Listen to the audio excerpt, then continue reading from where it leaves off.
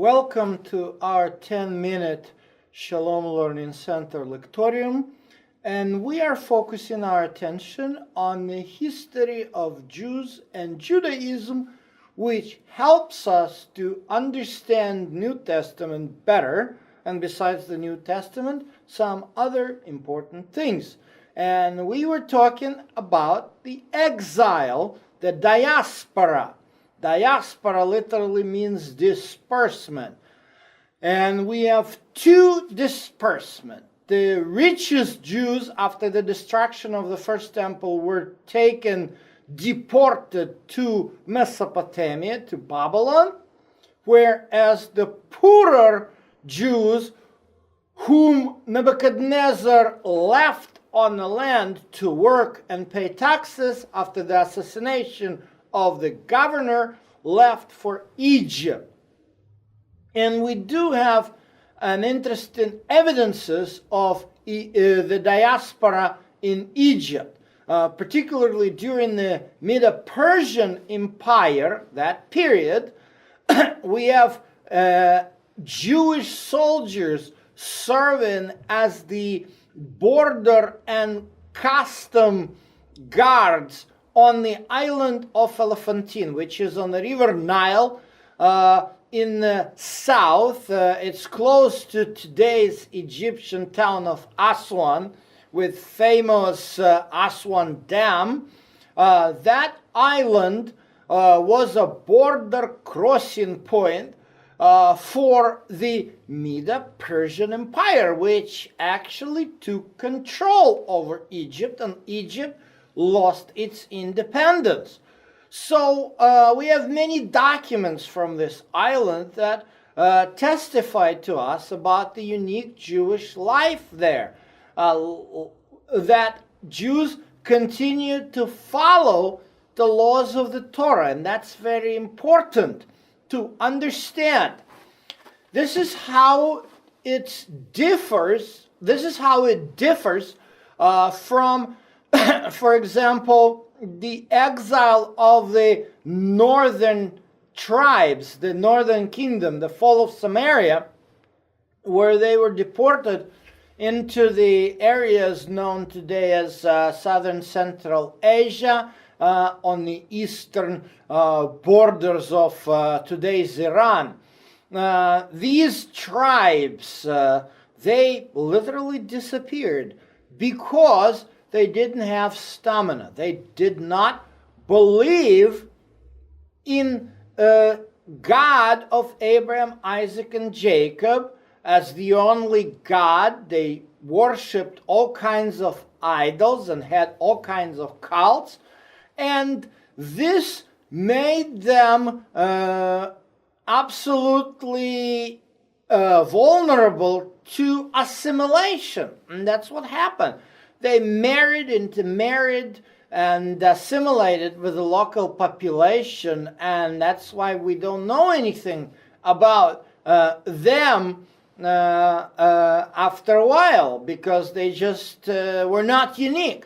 Jews in exile, even though they were exiled for a very similar reason as the northern tribes, for the idolatry and for the transgressions of the Torah, but they somehow came to their senses. When we talk about Babylonian exile, it's the work of the prophet Ezekiel. When we talk about Egypt, it could be a work of Baruch, the secretary and friend to prophet Jeremiah, who was taken to Egypt and possibly died there.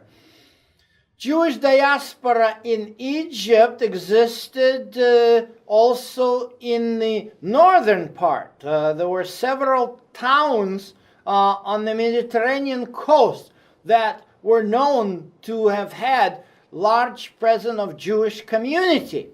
And so Jewish presence began to spread across Mediterranean over the southern coast of Mediterranean, over the North Africa. So today's Libya, Tunisia, Algeria.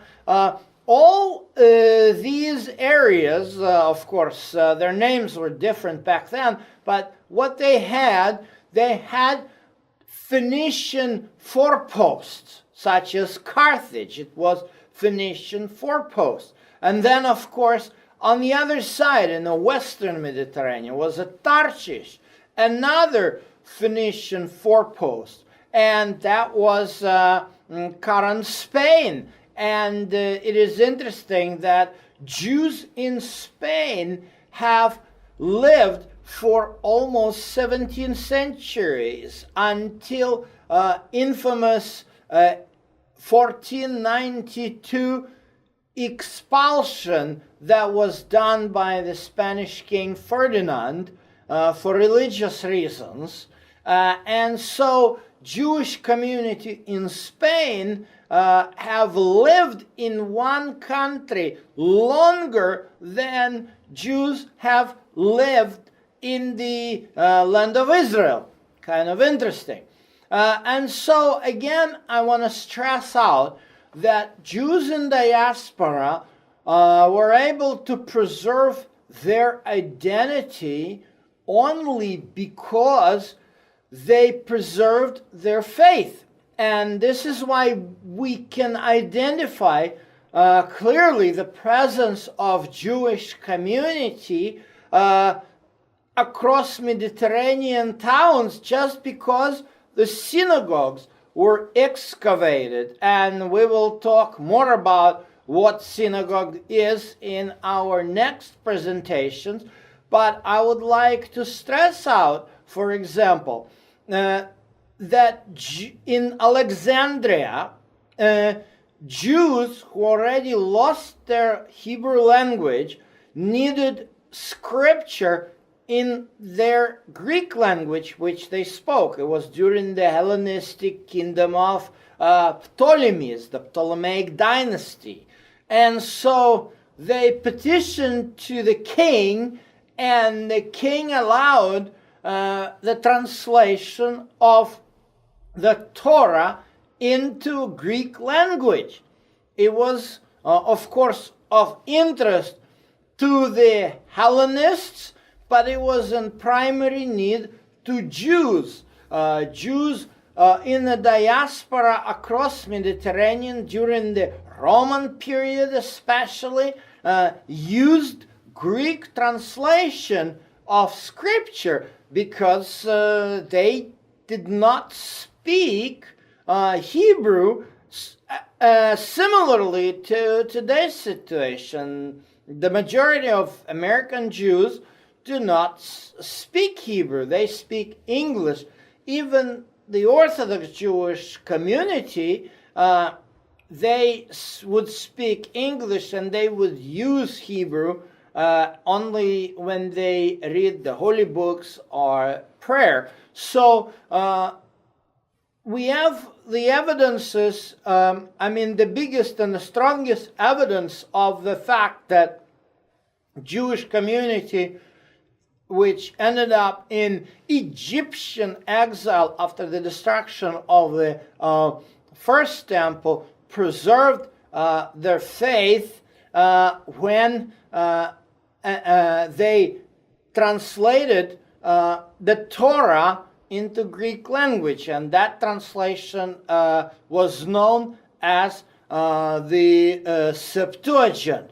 And so it is very important for us to be aware of the thriving Jewish diaspora when we read the book of Acts, because in the first century, the situation, due to the primarily economic situation, there are more Jews living in the diaspora than Jews who live in Judea. And of course, the primary diaspora, the first diaspora we talked is Egyptian one, and the other one will be Babylonian diaspora, about which we will be talking in our next lecture.